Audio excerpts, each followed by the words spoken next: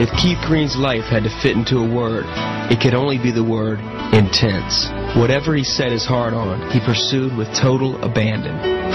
Like a foolish dreamer trying to build a highway to the sky. As a child, it was a dream of early stardom.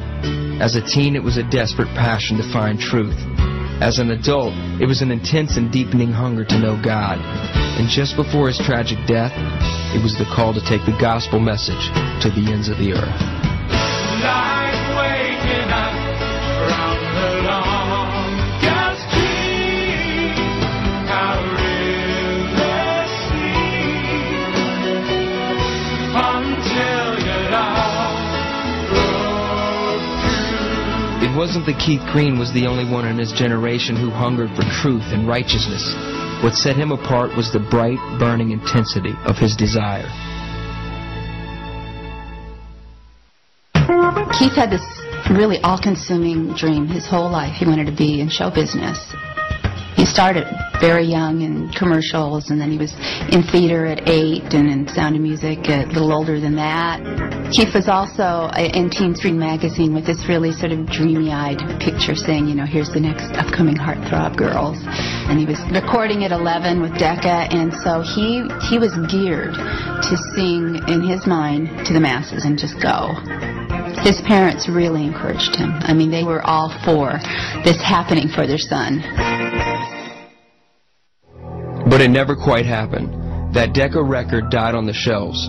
For 4 years, that elusive big break stayed just out of reach. Keith was growing restless with the whole high-pressure Hollywood environment. At 15, he decided that he just needed to get as far from L.A. as $175 in an old van could take him. It was a spiritual journey of sorts, and something he thought he should chronicle.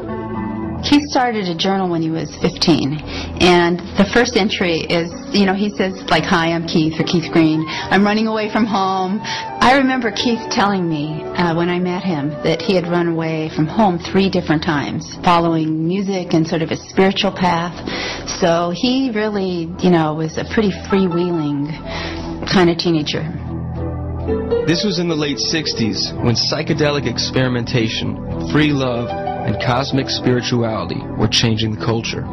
Keith began to open himself to new experiences, seeking a cure for his growing spiritual hunger.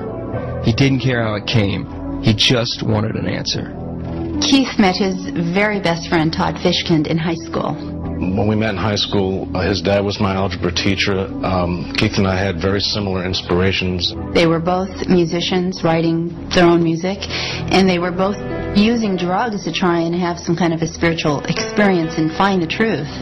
We had decided to start a diary together in October of 1970, and we talked about the brotherhood movement and all our dreams and aspirations that we shared, all those things that were dear and precious to us. Me and my brother Todd are musicians and songwriters and children of God. That's what Keith wrote on one of the first journal pages. It was, I think, the most significant friendship in Keith's early life. And we'd even get into personal exchanges and diary wars and things of that nature because, you know, we struggled with our egos. We hated this thing in ourselves, but there it was, and it would come out in the diaries as well. Community was an important idea for Keith, but the abrasive reality of his relationships was often frustrating. Keith continued his own struggle to act with love toward others. He readily opened his life to whoever came in. There was a music publisher named Peter Burke, who I had some contact with in the early 70s. He told me about this singer-songwriter named Keith Green. Keith was writing a lot of songs in his early years about love, about searching, you know, what's the truth, God, where are you? He wrote about what was on his heart. And he said, you know, I think Keith plays at a little club on Wednesday nights called the Blah Blah Cafe in North Hollywood. I think this could be a good songwriting team. I recommend that you go and check him out. You know, I'm drawing people just like flies. They like what they hear. The Blah Blah Cafe in the early 70s was possibly the straight-up coolest hang in Hollywood. It was a long, dark, smoky room that couldn't hold more than 100 people without breaking the fire code. It was the kind of place people went just so they could say a couple years later, yeah, I saw so-and-so at the Blah Blah, before they made it big. It had this amazing, diverse clientele. It was just full of talent scouts and, you know, people that were just coming in to enjoy some music. I mean, it was just this whole mixture of people. As I came through the door, I saw this guy on stage with way too much bushy brown hair tied back in a ponytail, and just almost literally tearing the keys off of this piano. I had never seen anyone dominate an instrument with such intensity.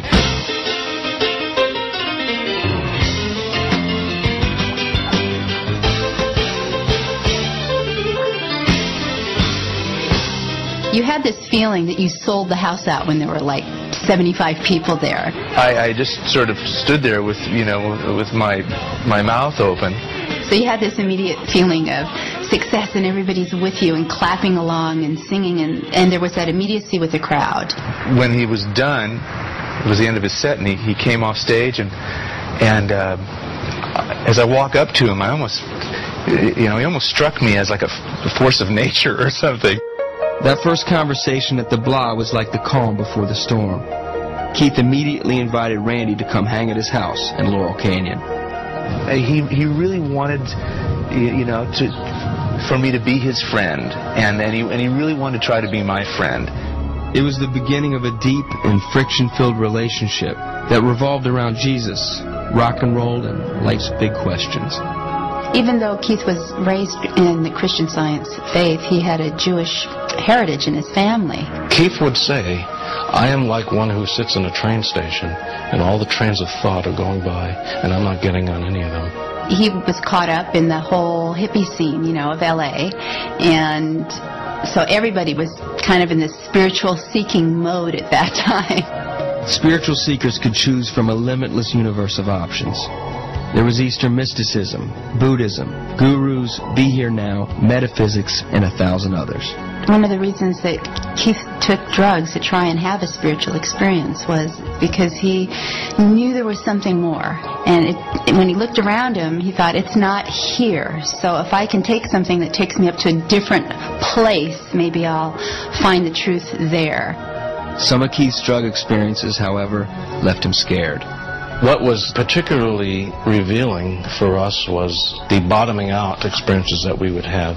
Keith had a particularly big one there in 1972 on a bad mescaline trip. He went out with this man who was a record producer, and they dropped together, and Keith took too much. His friends started convincing him that there were, sounds crazy now, but that there were spaceships coming and aliens, and they were going to come, and there was an appointed time, and they were going to take Keith away.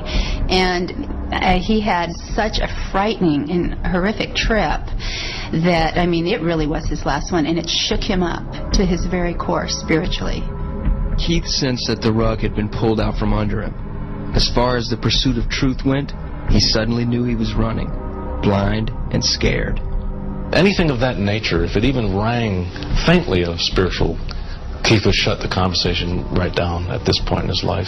When I met Keith, he had ruled out totally all the Eastern mysticism.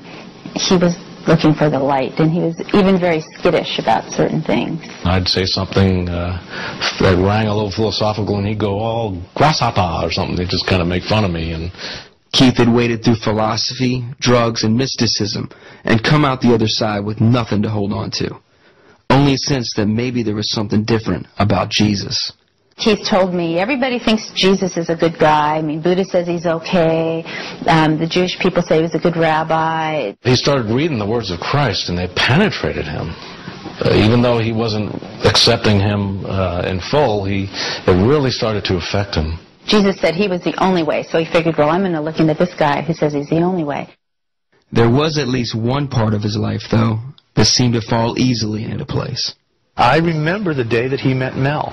It would be impossible to forget the first time I met Keith, because he always made such an impression wherever he went. He came home from doing some errands, and I happened to be in his living room, I think, playing my guitar. And he said, Randy, I just met the most wonderful girl. And I said, Keith, that's what you say every week. He was probably one of the most like right there, talking to you, bouncy, asking you questions that, you know, you're thinking, I don't hardly know this person. Why is he asking me these questions? No. This is different. I'm telling you, there's something about her. This is different. And he was right.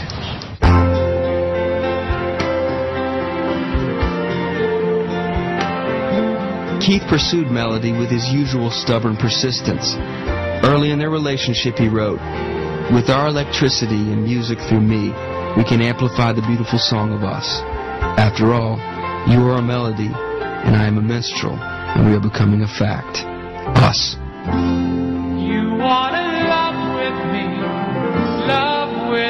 there.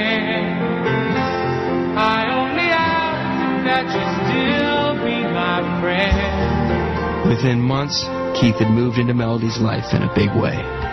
We started living together. Actually, he moved into my apartment. He started living with me. And so it was all my stuff.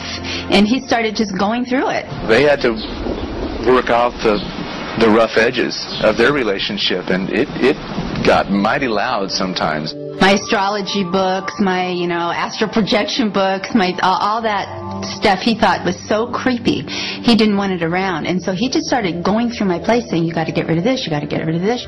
Trying to sort of be invisible in the middle of this kind of knockdown, drag-out thing where they're working out love.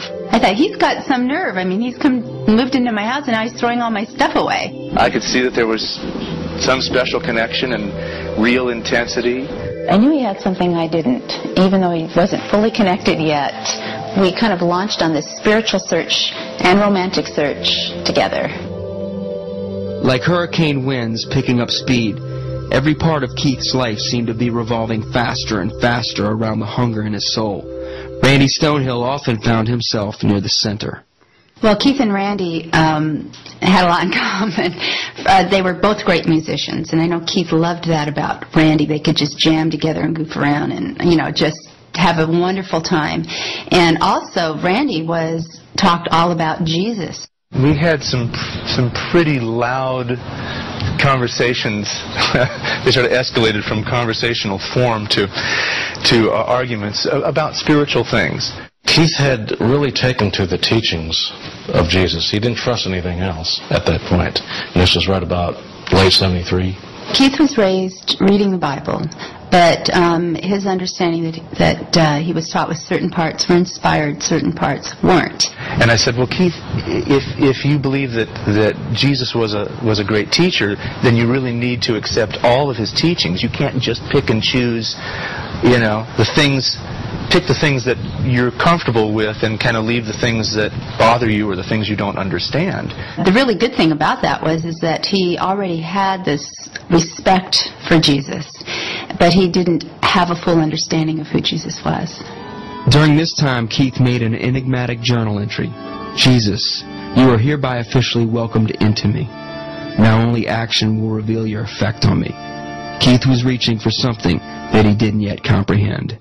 We didn't know about all the others, all the other gurus and swamis and masters and so forth. But we were going to let Jesus be our guru. We knew that was safe. We sensed safety in Jesus. Keith found Christians and their beliefs unsettling. After visiting a Jesus Freak coffee house, Keith angrily vented in his journal. They tried to trip on me about believing the whole Bible, word for word, and I just don't believe that. I'm still trusting my bro, Jesus Christ. Keith's simultaneous hunger for and misunderstanding of the gospel set up an ironic tension in his life. We had a huge fight at the Blah Blah one night when we got our rings, and he wanted to get little crosses engraved on them. I did not want a cross on my ring. I'd never even heard the gospel message. It was a big deal. I had to make the connection. But Keith was adamant about it. Keith wanted to be married on Christmas, in honor of Jesus, in Jesus' name. So we were already living together. We just got up, drove down to Coldwater Canyon, where there was this little chapel called the Little Brown Church. It was one of those 24-hour places. And we eloped. Todd was the only other person there. For Keith and Melody, the newlywed months were spent trying to iron out their young relationship, figure out the meaning of life, and somehow pay the bills. The first year we were married, we were pretty broke, and I wasn't working. Keith didn't want me to work. So we were living off of what he made, playing clubs, proms, and, parties, those kinds of things where you go play, nobody listens, and real kind of bottom of the barrel for musicians. But we were doing anything to survive. Keith's generous habit of opening their home meant there was usually someone else along for the ride. Keith could give me a hard time quite often, but he was also this warm-hearted, generous guy who actually invited me to come and live with him when I was discouraged and broke and really didn't have any place to go. He needed a place to stay. So he ended up sleeping on our fold-out couch, which, trust me, was not comfortable in our living room for a while. And I thought, oh, this could be a mixed blessing. But still, it was very sweet. And I said, oh, okay. Randy's constant presence in Keith and Melody's lives proved to be pivotal as their spiritual searching came to a head. During the last half of 1974, an increasingly frustrated Keith wrote, "There's metaphysical Christians and Jesus freaks that scream, but there's no confused Christians like me. I love the goal so thoroughly that I'd give up anything if I were sure about the path." Keith and I got to a point where we really started visiting churches and trying to, find a more traditional Jesus.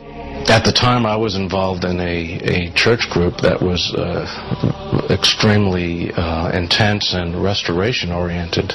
We visited there and didn't quite like it, but thought, oh, these people kind of like Jesus, maybe we'll go back.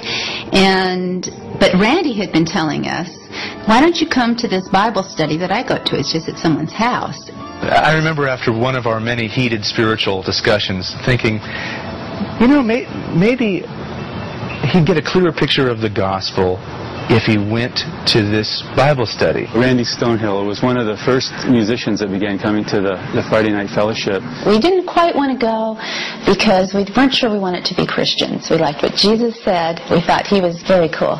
I almost set it up like a dare. I said, Keith, look, I'm going to go out on the road. I've got concerts to do. I'm going to be gone for a couple of weeks. You and Mel, I dare you, just go on up there. And you know what? If you don't like it, hey, you can walk. I recall Keith and Melody coming one night through the door with a lot of energy, as they typically did, and they had driven nonstop from Riverside, breaking every speed law on the way. He thought it was the Lord's will that they be at the Bible study no matter what happened on the way.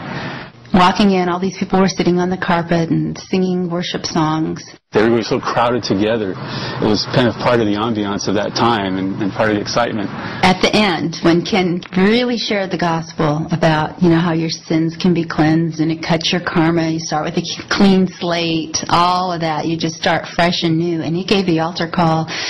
Keith raised his hand. At the end of the Bible study, I recall Keith and Melody, but particularly Keith, kind of cornering me. He asked excellent questions, thoughtful questions, but questions that were much deeper than questions I was used to. Keith was sold. That was it. It was what he'd been looking for. He knew it, and he was immediately there. And the next time I saw him, which was at Ken Gullickson's Bible study, he'd become a Christian.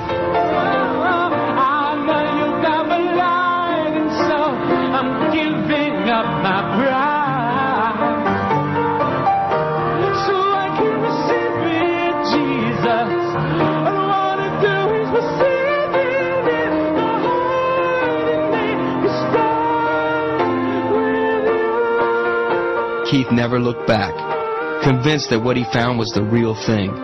His radar locked onto a new target. Now everyone else had to know. People use the phrase born again, and it's sort of a cliche, but Keith felt like everything started new that night. I've never seen such a radical transformation in any human being as much as I saw in Keith. He had finally found truth that he'd been searching for in his songs, that he'd been trying to get from his family and from the world around him. His hunger seemed more profound than most of ours. Instead of songs about searching and what's it all about and where am I going, what's my life mean, they became songs of I know God, here he is, and it just reshaped everything. The only thing it didn't reshape immediately was his audience. Many of the loyal fans who had been so attracted to his spiritual searchings were now offended by his claim to have found an answer. The usual crowd at the blah did not know how to react. This is when Keith was on stage talking about how Jesus had changed his life. He thought, look, the church has enough music. They don't need my music. They've got plenty of music. I want to go out and sing to people who are searching just like I was. His songs had to do with spiritual things, but never like this night. He was always sort of an evangelist in one way or another with whatever it was, and now he became like just super evangelist. So after the first set, I walked out. I thought, forget this. And he followed me out, and he said, you know, what's wrong? And I said, I can't believe that you use this like a church. I was just, so we walked around the whole block, and he, told me about how Jesus changed his life, and I told him I didn't want my life changed. His motives were good, but there was no tempering. I mean, we were like 2 weeks old in the Lord. That was the beginning of what I used to call Bible study battles, because it went on for about 2.5 years. My process of conversion, I think, was over that course of those couple of years, from when he became a Christian in 75 to when I became a Christian in 77. Keith's intense personality and immaturity as a believer were a volatile combination. He realized he was offending people for the wrong reasons. Lord, he wrote in his journal, change me, get rid of my radical tendencies. Help me control my overwhelming enthusiasm. People get wary if I go off the deep end instead of showing them I care. And I watched this guy just take this fast track. He finally found the truth, so he wanted everybody to know what he'd found, and he came on heavy. It was a wonderful thing, and then quite often it could give you an Excedrin headache. And he even, went back to Randy, who had initially invited us to the Bible study, and started telling Randy how, well, you need to live your life like this, and the Bible says this. He'd want to say, look, man, why don't you, live what you believe. I'm going, I'm trying. It's not easy being human, I'm glad it's better for you. And there were times when I want to say, Keith, they made duct tape in rock and roll for a good reason. And one of them is to put this on your mouth. They had some arguments, too, that I go, oh, no, they're fighting again. I know you mean well, but look, put this on your mouth, go to your prayer closet, and come back and talk to me in about 3 years, okay? Because I love you, but I just want to throttle you. And then I would look and I would see Mel, the sweet... You don't get a lot of true friends in life, people that see you're good, see you're not so good, and stick with you. And Randy was that kind of friend to Keith, and he's been that kind of friend to me for years. As a young believer trying to imitate Christ, Keith's forceful manner began to collide head-on with his desire to serve others. It was kind of just like a bull in a china closet. The heart was perfect, but the actions were bad. He was indulgent one minute and then ruthless on himself the next.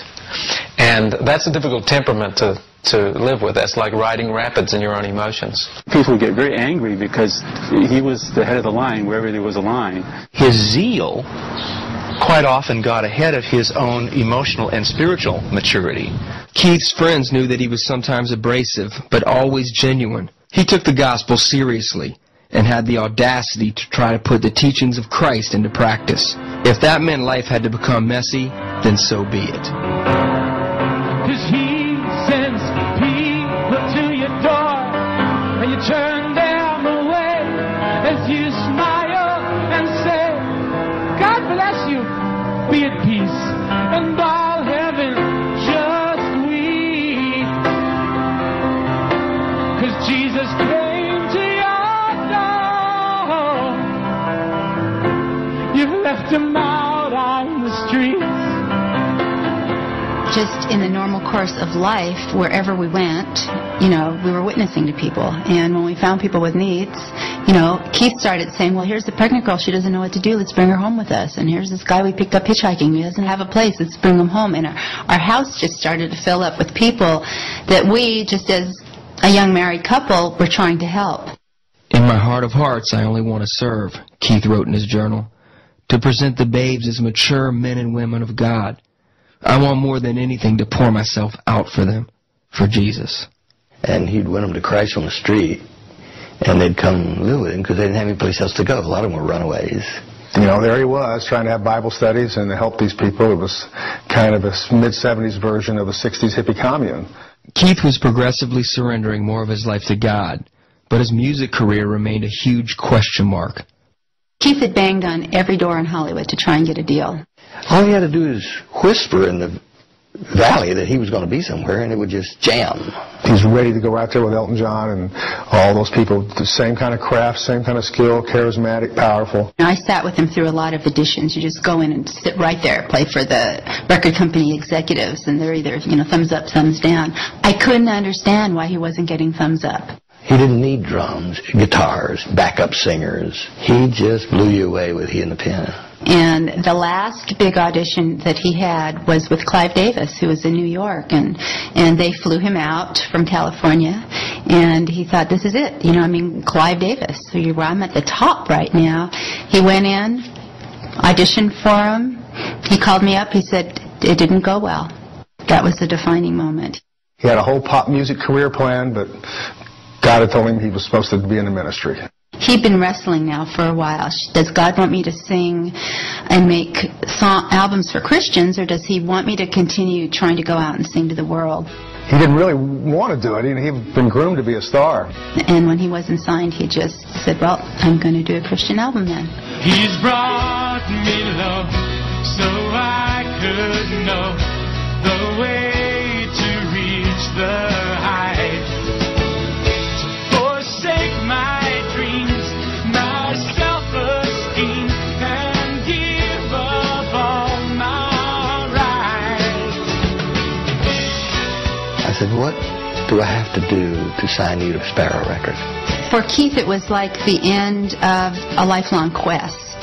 You really belong on Sparrow. He says, probably so. That's where my friends are, and I know the kind of thing you're doing, and I'd really like to be on Sparrow. He viewed, at that time, the Christians and the Christian music, per se, as, well, it's going to be really low budget, it won't sound that well, and not that many people are really going to be able to hear the message of my heart.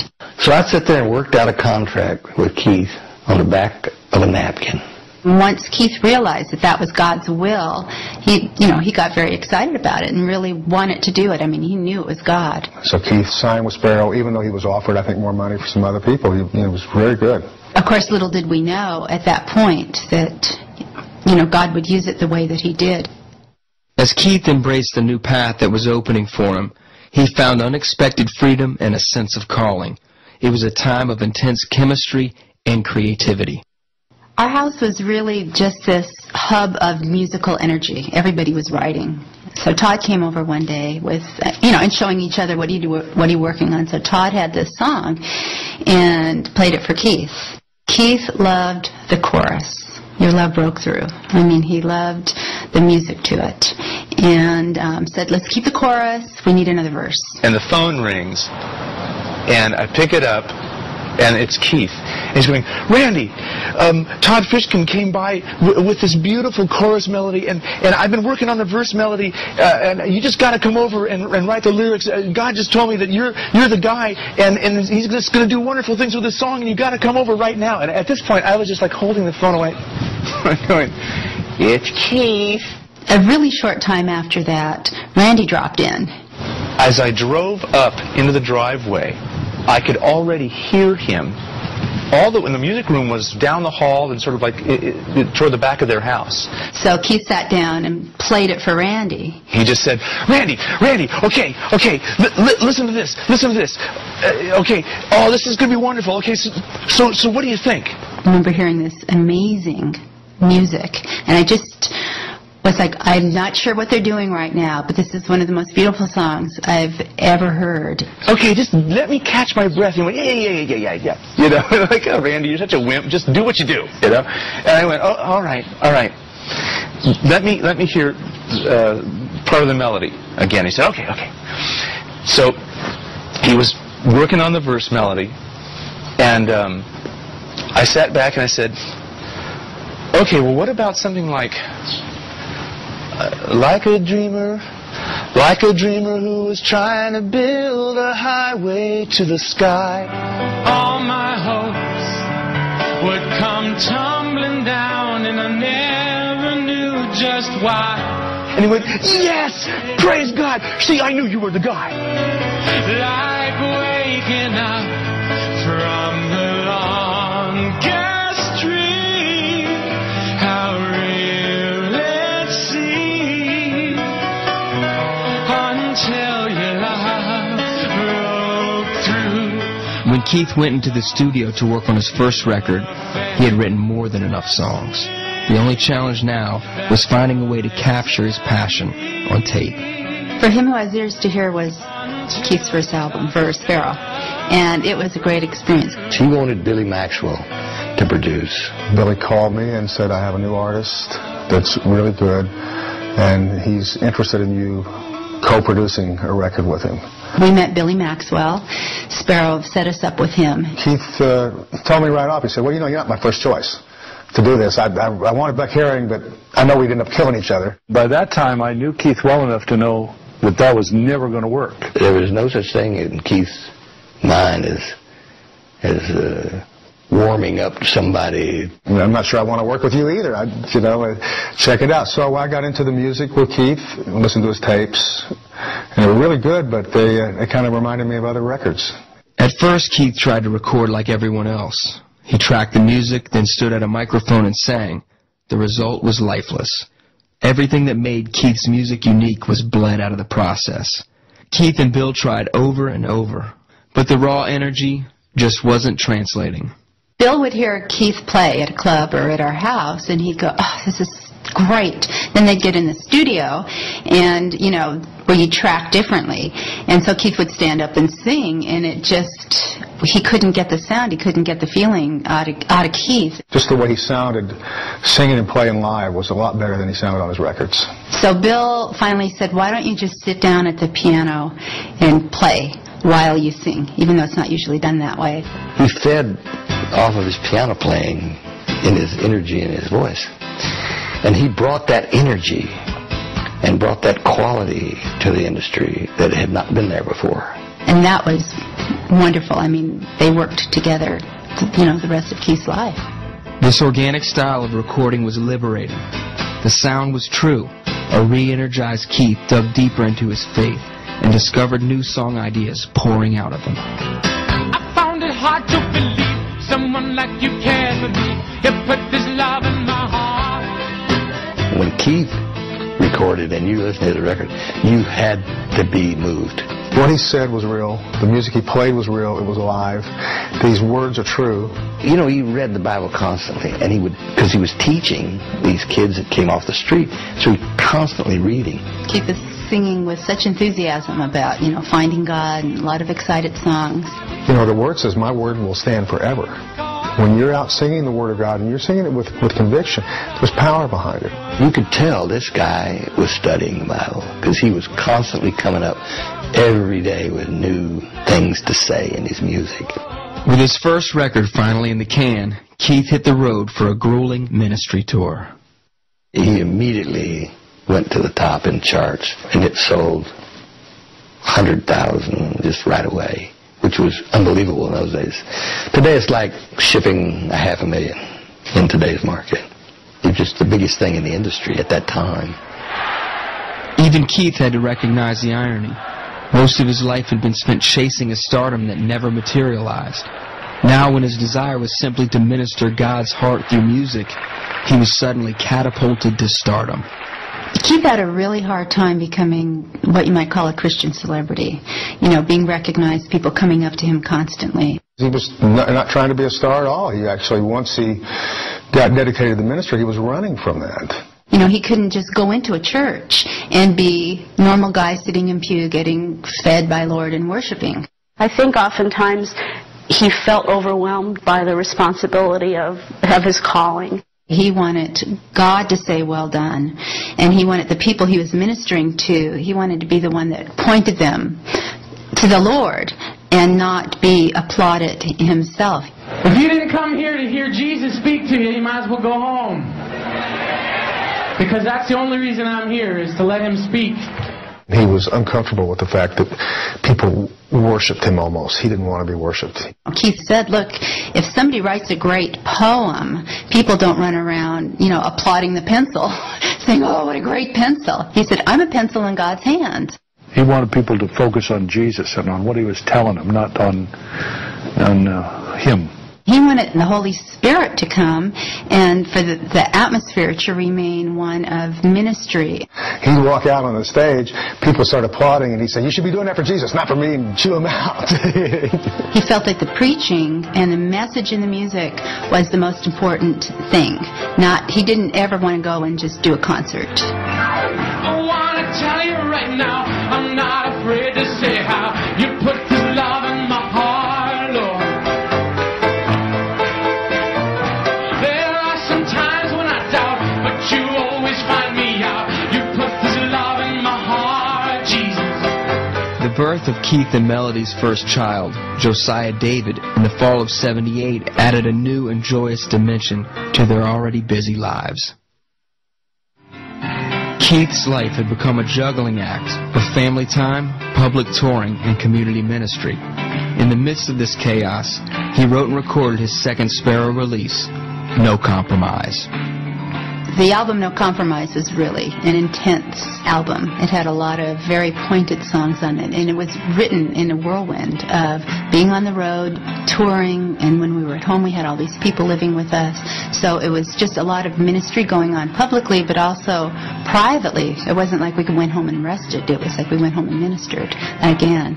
No compromise, So many times I've tried to tell you, but I don't think you've been listening.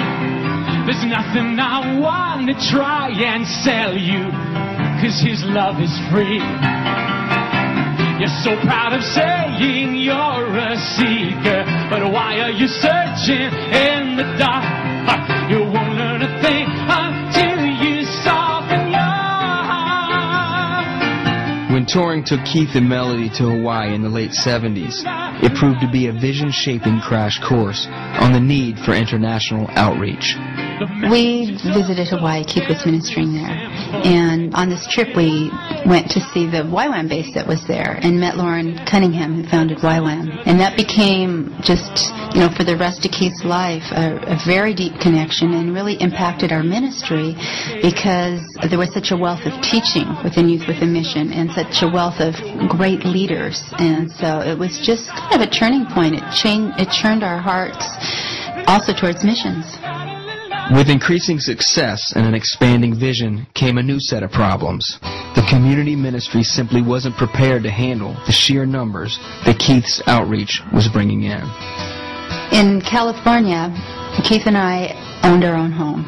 So that got filled up with like 14 people and a guy sleeping in the garage. I think he was breaking every zoning rule in Los Angeles by putting up, homeless people in this 3-bedroom house, bunk beds, and people sleeping in the backyard. We ended up buying the house next door, so we had 2 houses. We dormed that out, and then we rented another 5 houses in our neighborhood. It was all in about a 3-square-block area of Woodland Hills. As they met people and saw what their needs were, they just had this real heart toward not wanting anybody, especially single women, to really have to take care of themselves. They knew that we were Christians and having Bible studies because we invited all the neighbors. At one time, we had 7 houses and probably 65 people. So then we became more organized. Dinners at this house, Bible studies at this house, girls' dorm is here, boys' dorm is there, single moms are over here. We were kind of mixing rehab and discipleship. That was one of the hard parts because you had people who really were troubled with people who really wanted just to know about God. Then as it grew, it became more of a program and discipleship, and people that already knew the Lord would come. Everybody had something to do every day, whether you were working in the office and addressing envelopes, or whether you were cooking, or whether you were on a gardening group. But the goal was to see people discipled and really to see people get to know Jesus through the people that we discipled. A new tension was emerging. As money followed success, Keith grew uncomfortable. He couldn't stomach the idea of people paying to be ministered to. Keith was very passionate about not charging for the gospel. He had really felt that the Lord had been asking him to do something that he didn't have the nerve to do. And he did not want anybody to look at him and think that he was making money off the gospel. He was impressed that all Christian artists should do offering concerts, should not sell tickets. There was a lot of misunderstanding around it. He was the first one, really, to bring in the idea of having big concerts where you didn't pay anything to come hear him sing. I remember being in the back seat of a car coming from a Riverside concert that he did when Buck Herring was with him. And they got into an argument about whether or not it was right to charge for Christian concerts. So he thought that was selling the gospel, and that wasn't right. And Keith just kept saying, if it's ministry, you cannot charge. He put the burr under the saddle blanket, and I had to start to keep digging and find out why it was there, you know. He challenged everybody to be in that no-compromise level. Artistically, it was a time of uncertainty. With the release of No Compromise, Keith's contract obligation to Sparrow was over. Though he was unsure of the next move, he continued his constant touring. When Keith finished his second album, by that time he was very well known. It was going like crazy, and the 2-record contract I had with him was over. Yeah, I mean, I had some guys, I'm not going to name names, from other labels offering to, like, slip me $25,000 under the table if I could get Keith to sign with the record company because he was that hot. Sparrow still wanted him to re-sign, but there were other record labels courting him. One of the record companies that was trying to lure him to a contract offered him stuff. He felt like he was being taken up on a high mountaintop and being tempted by the devil. I mean, he was like a commodity. Keith really went back and thought, you know what? This isn't who we are. Who we are is Billy Ray. Who we are is the relationship that we have with Sparrow. I negotiated with him for another 2 years. Keith now feared that he had compromised. He had signed a second contract with Sparrow and felt obligated to keep his word. On the other hand, he was convinced that to fulfill that contract would amount to selling the gospel for a profit. Keith was also concerned that some people who needed to hear his music wouldn't be able to afford it. To obey is better than sacrifice. I don't need your money, I want your life. He was just conscience-stricken because he thought he really missed the Lord, even in re-signing with Sparrow. And he felt like he was not supposed to sell records. And he said, I've got to go ask Billy Ray if he'll let me out of my contract. I can still see him to this day on my back porch. You know, when you've gone to tell somebody something that you think is probably going to be bad news and they don't know it yet. And he said, I want out of my contract. Keith told him, that he really felt like he missed the Lord, that he loved him. It wasn't a personal thing, but that he thought he was supposed to be giving his albums away. Well, that wasn't exactly what I wanted to hear. My biggest selling artist wanted to give his records away. You could hear a pin drop for a minute. But I don't think it took Billy Ray very long. If God told him to do this, and he certainly is telling me to do this through Keith, and I had no other choice, really. I remember feeling really surprised that he released him so quickly and so easily, but at the same time, not so surprised. People think I was a great saint for doing that, but it was what God said, and you do what God says. Keith moved from Sparrow as a label, while a different sort of move was looming for their community. About the same time that the Lord was releasing us from Sparrow, we were also feeling released from California. It was right after that we really thought about moving to Texas. We went specifically so we could have more land and really be out of the city, because some of the people we were trying to help, we just thought there's just too many temptations. I can remember Keith standing on the corner by the freeway, kind of waving goodbye to his family. We were a sight in Woodland Hills, but we were really a sight when we got to East Texas because we were just a scraggly bunch of hippies. We drove up that driveway to which was just the ranch house, when there was just one house. It was just a little house and had a barn. Quite quickly, we filled that up and then had to start building other buildings, other structures. And Keith was flying out so much that it was a bit of a trek to the Dallas airport, so we thought, well, a little commuter plane would be good, and we had enough property in Texas to be able to put a little airstrip in for commuting back and forth to the airport. After the move, Keith formed a new ministry label, Pretty Good Records. The Green's second child, Bethany Grace, was born even as Keith plunged into the creation of his third record. So You Want to Go Back to Egypt was more musically impulsive than Keith's previous records, even boasting Bob Dylan on harmonica. But it wasn't anything stylistic that shocked the industry. It was Keith's radical plan for distributing the record. He said, I don't believe people should pay to hear the gospel. He wanted to figure out some way to get outside the system.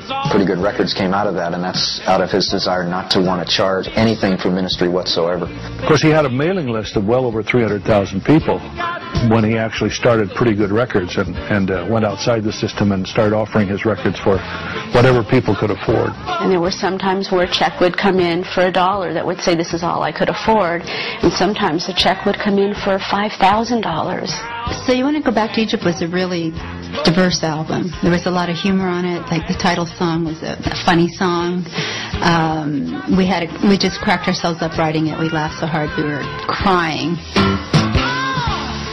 Moses, put down your pen. What? Oh no. Man again? Part of the problem with Keith wanting to give the album away is what it did to all the other artists as well who had their albums in bookstores. Nobody understood it. He tried to give his records through the bookstores and put signs on the bookstores. Didn't understand it at all. The way he did it, because he had so many other tools to make it work, the mailing list, the machinery, the ministry, etc., etc., it wasn't a model that the rest of us could follow necessarily. You know, at least nobody else jumped up and had the courage to follow him. I certainly didn't. Keith was a constant innovator whose perpetual restlessness drove him to find new creative outlets. With the official formation of Last Days Ministries, he had begun to focus intently on discipleship through the print medium. When Keith was about to make his first album, he, knew it was coming. So as he was touring, he was collecting names saying, I'm going to have an album come out soon. And the album came out. These people wanted it. We mailed out the albums to them. And then he sat there and went, gosh, I've got 6,000 names here. Keith loved this mailing list. He loved that these were people that he felt close to. So he felt that we should communicate with them. So we started this little newsletter. If you'd come in, he'd say, are you on our mailing list? And they would say yes or no, and then he would actually show them where their name was. They were wise. They understood their audience, and they really spoke into the college dormitory. They spoke into the youth group, and they spoke into the heart of kids that had no relationship with Jesus at all. Just started, sharing our hearts, writing articles, that kind of thing. He was a real prolific writer. It was overwhelming, the amount of letters that we got. From that point forward, everywhere he went, if people wanted the newsletter, which eventually became a magazine, he'd always gather names. Well, I'm going to take care of something before we go ahead with the evening. The ministry that I'm from puts out a magazine called the Last Days Newsletter. And it's a free magazine. We don't take advertising. It's just ministry. I write some articles. My wife does. Winky does. Different people in different ministries write articles in it. It also lets you know when other albums are coming out. And if you'd like to get that, we send it out once every 6 weeks. Fill out your name. That magazine is an amazing phenomenon. It's huge circulation. It's youthful appeal. It's prophetic edge, the way it spoke to young people right where they were. After the birth of their third child, Rebecca Joy, Keith sensed a need to break from their hectic schedules. He promised Melody a relaxing European vacation. Our vacation turned into kind of this eye-opening ministry tour, and we went to Amsterdam and the red light district. We went down into Germany. We went into Switzerland. We flew over to Greece, and we were all with different missions leaders. So we both came back with this burning desire to just sort of awaken the church in America about the needs in other places. Open your eyes to the world all around you. Open your eyes. Open your eyes. This world is much more than the things that surround you. You must arise and open your eyes. Sometimes we're too busy to share, but Jesus wants us to care. Keith's growing passion for international missions was fueled in part by a new understanding of God's grace at work in his own life. The tension between law and grace was always evident with Keith. He saw people taking advantage of the grace of God, and that annoyed him. He had an outward bravado, but inside, he desperately wanted to please God and do the right thing. He would make a promise to God, okay, I'm going to read so many chapters of Bible every day before I get out of bed, and then it didn't happen. So he would feel like, I'm failing. I remember telling him with as many word pictures as I could think of about the grace and tenderness of God as a father, using that image of the Father heart of God. He finally got to this place in that last year of his life where he knew that God accepted him and loved him just like he was. He was starting to see the great compassion that God had for people. He was getting that for everybody. I mean, he still had an edge. He was still Keith. It wasn't like he became this other person, but there was something in his heart that was really different. God has seemingly two ways of looking at you. One is through the law, and one is through love. Lord, the feelings are not the same. I guess I'm older. I guess I've changed. And how I wish it had been explained. The whole issue of the nature and character and personality of God as a Heavenly Father became Keith's comfort. He was beginning to rethink some of the ways that he had said things, and I saw him starting to just soften. He came back to me a few weeks later. He says, have you ever written that all down? Do you have a message on that? And I said, well, I just was telling you Jesus loves me, this I know. Keith's mission focus and newfound understanding of grace converged in a plan to put together a rock band and evangelize the masses. Songs for the Shepherd, that was just a real mandate from the Lord to do that album. Keith was going in a totally different direction. He was going to make a secular album, and went out on a prayer time, came back one day and just said, God redirected me, told me to do a worship album. So that album was his last one, and there were just some really touching things about that album to me. There was so much of his heart that went into it when we were in the studio. The Lord just showed up on so many of the songs. You can hear it. You can hear it in Keith's voice. Returning from a family fishing trip in July of 1982, Keith had good news to record in his journal. We have found out that Melody is pregnant. Thank you, Father. I truly pray this child is healthy. The journal entry continued on a more sobering note. Please, Father, I need your help. I am in great need of wisdom beyond my years and ability. Please help me redeem my time. Time was short. Keith Green would never meet his fourth child, Rachel Hope.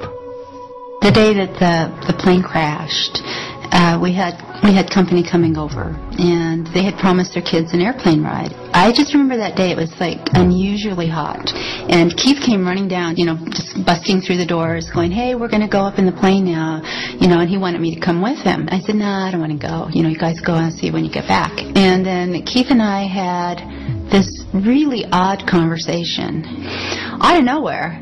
Well, if I don't come back, he said, raise Rebecca to be a woman of God. And I said, well, okay. And so then I started thinking, well, I'm pregnant. So I said, well, if you don't come back, if I have a boy, do you want me to name him after you? Suddenly I had to know that. And he goes, no, it's fine. You don't need to. And so they just drove off. It wasn't that much longer that I got a phone call from our secretary. And she said, Melody, the plane went down. And I didn't know what it meant. The plane went down. Does it mean they're just sort of tipped over somewhere? What does that mean? And I just started driving up to the airstrip, and when I got up, I could see that everybody was running across the field because we had a lot of people there then. I got to the site of of the crash, and I was just like running through the woods. I didn't know where I was going. They were unclear, East Texas woods, and I was standing there realizing that they were just gone. And I remember I walked up to the airplane, and I remember the Lord just stopping me, just saying, "Don't look. What do you want to see? What do you want to remember?" And I just kind of turned and walked away. The tragedy instantly claimed the lives of 12 people. The entire Smalley family, John, Dee Dee, and their 6 children perished alongside Keith, Josiah, Bethany, and ministry pilot Don Burmeister. Keith was only 28 when he died.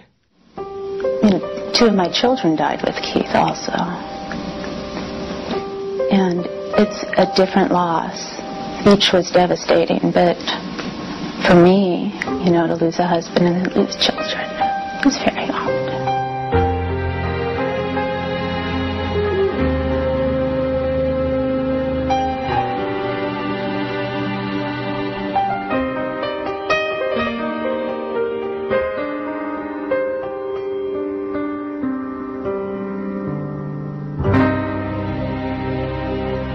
Melody and the stunned Last Days community struggled to comprehend the loss. When I got that phone call, it plunged me into grief. I remember when Keith had died, and half the people were saying, "Oh, it was the Lord," and half the people were saying, "Oh, the enemy did this." And I said, "You know what? It was an accident." But even as they grieved, they began to consider how God might turn this tragedy to His glory. I was afraid suddenly to be single and alone, a single mom.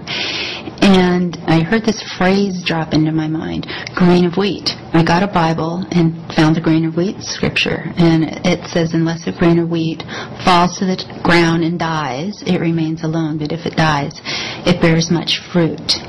He fell to the ground. He was a grain of wheat, but his life was going to bear much fruit. People really began to think, what was the last things that he said? And that led to the memorial concert tour. It was such an instant loss for people who loved Keith and loved his music that it was like a place where you could come and say goodbye, but then we hit him with the missions message. Jesus commands us to go, but we go the other way.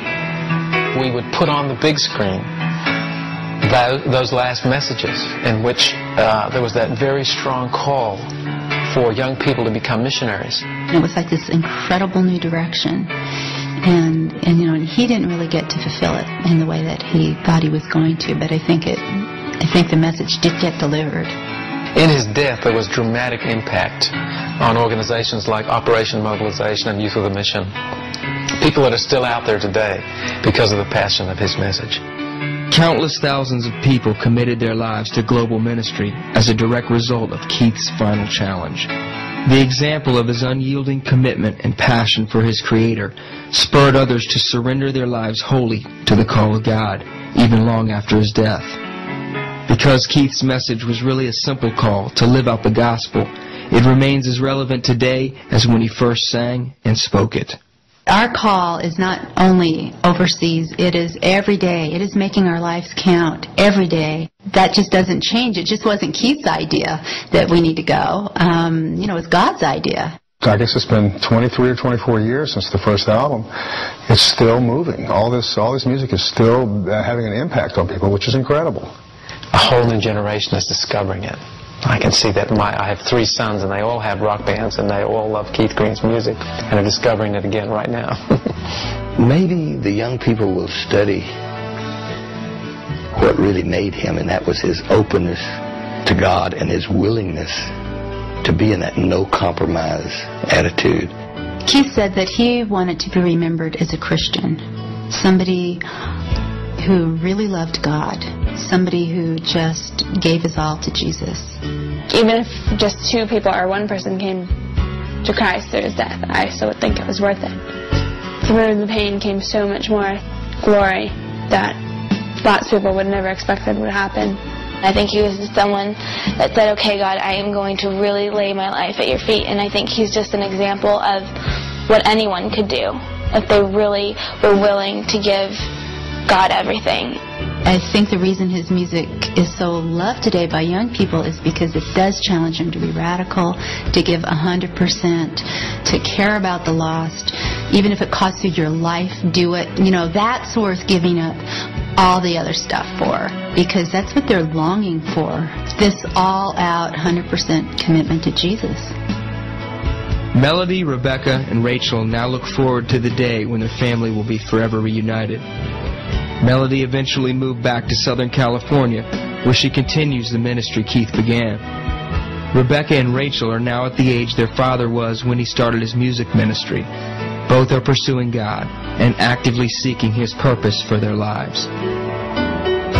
Like a foolish dreamer trying to build a highway to the sky, all my hopes would come tumbling down, and I never knew just why. Until today, when you pulled away the clouds that hung like curtains on my eyes.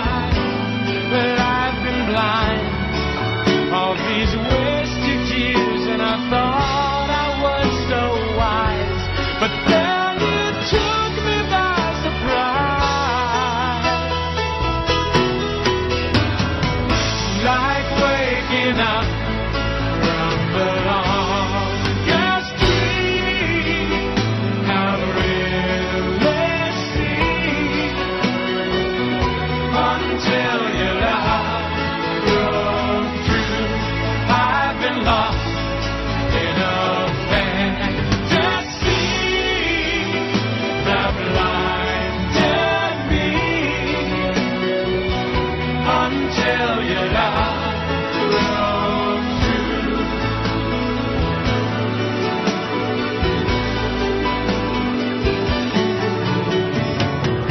All my life I've been searching for that crazy missing part, and with one touch you just rolled away the stone that held my heart. And now I see that the answer was as easy as just asking you in, and I am so sure I could never doubt your gentle touch again.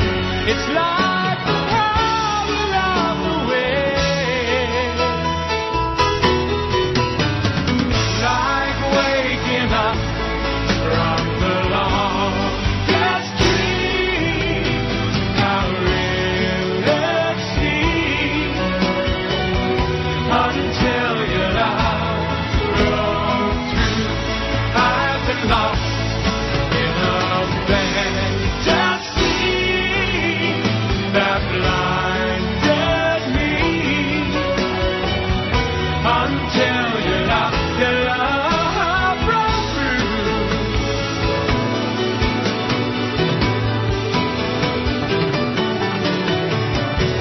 Like waking up from the longest dream I really see,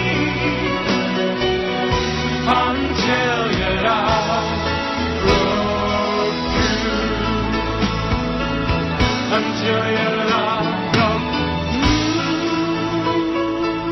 For more information on Keith Green's music, ministry, and message, visit keithgreen.com.